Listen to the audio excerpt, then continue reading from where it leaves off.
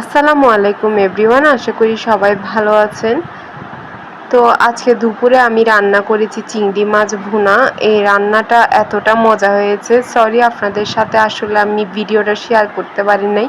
মানে হচ্ছে আমি ভিডিওতে ক্লিক না করেই ভিডিও করেছিলাম, যার কারণে এটা ভিডিওই হয় নাই। এর ফলে আমি আপনাদের সাথে রেসিপিটা শেয়ার করতে পারলাম না। টমেটো দিয়ে এইরকম করে চিংড়ি মাছ ভুনা কার কার পছন্দ কমেন্ট করে জানাবেন। আজকে একটু অল্প ঝোল রেখে রান্না করেছি, কারণ ঝোল দিয়ে ভাত খেতে বেশি ভালো লাগে।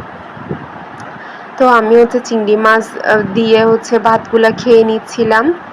তো আপনারা কোথা থেকে আমার ভিডিওগুলো দেখেন অবশ্যই কমেন্ট করবেন এবং লাইক কমেন্ট শেয়ার করবেন। আমি আপাতত কিছু মিনি ব্লগ দিচ্ছি, ইনশাল্লাহ আস্তে আস্তে আমি আবার রেগুলার হব, আবার বড় ভিডিও দেওয়া শুরু করব।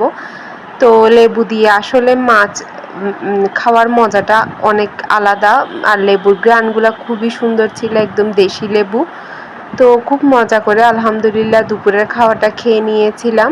কার কার আমার মতো চিংড়ি মাছ প্রিয় অবশ্যই কমেন্ট করবেন। এরপরে ল্যাপটপে কিছু কাজ করলাম ফ্রিল্যান্সিংয়ের, এটা সম্পর্কে যদি আপনারা আরও জানতে চান ইনশাল্লাহ আমি সামনে ভিডিও বানাবো, আপনারা অবশ্যই কমেন্ট করবেন। তো কিছুদিন আগে আমার মেয়েকে নিয়ে একটা ডাক্তার কাছে যাওয়া হয়েছিল, স্কিনের ডাক্তারের কাছে।